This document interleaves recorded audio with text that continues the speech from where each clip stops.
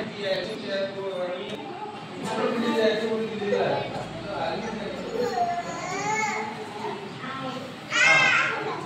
Magnesium chloride लोह nitrogen अल्कानिटीन chlorine calcium त्या पाण्यामध्ये आपल्याला त्या पाण्यामध्ये आपल्याला पूर्ण माहिती होते की काय पिऊन आलो कशा पद्धतीनं त्या पाण्याला आपण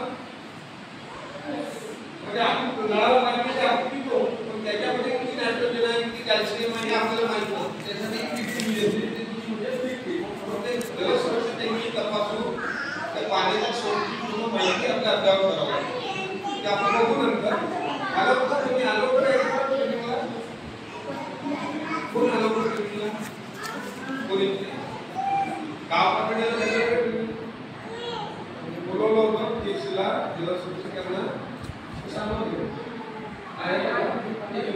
पाणी गुणवत्ता खालील प्रकारांमध्ये मोडली जाते. भौतिक रंग बांध रासायनिक क्षार क्लोराईड नायट्रोजन बी असते सांगितलं. जैविक म्हणजे जीवजंतू जैविकची तपासणीवर केलेले जीवजंतू आपले नेहमी वापरतात पहिले झालं बेर झालं ते जैविक मध्ये रासायनिक मध्ये त्याच्यामध्ये क्लोराईड होऊ शकते. एखादी निराकरण आपण पाण्याचे सोर्स घेत असताना त्याच्यामध्ये रासायनिक पदार्थ आणि क्लोराईडची प्रॉब्लेम असेल क्लोराईडच्या निराकरणामध्ये आपले काय करतात आडं दिसू होते ताकद कोणाला हे होते आडं म्हणजे आपले असे म्हणजे कमी पण घेऊन जाते म्हणजे कमजोरी आहे त्या प्रकारे क्लोराईडचा प्रमाण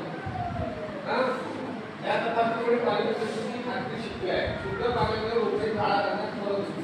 आपण तपासून जर आपल्याला शुद्ध पाणी मिळेल तपासतात ते आपले पाणी देतो रोज पाणी मिळाले ते आपण भरतात ब्लिचिंग टाकते की ते टाकत त्यांनी जलस्रोत रोज ब्लिचिंग टाकायला पाहिजे त्याची मोठी आपल्या ग्रामपंचायतीला घ्यायला पाहिजे किंवा अशा नाही करतात थोडे मोठे त्यांना पण आपण पीठ दिलेली आहे.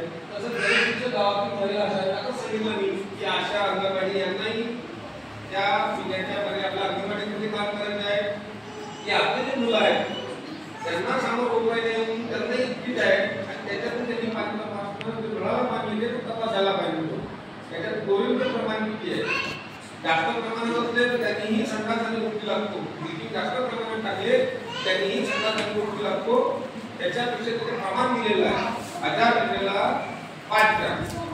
त्या हिशोबाने ग्रामपंचायत जलस्रोताच्या टाकीची क्षमता पाहून किंवा विहिरीची खोली मोजून त्याला ते शुद्धीकरण करावे तेव्हा पाणी सुरू त्यामुळे आपल्याला निरोगी पाणी मिळेल आणि गावामध्ये कुठल्याही प्रकारची सामग्री नाही हा एक पाण्याच्या अनुकूलता आधार काढता येईल.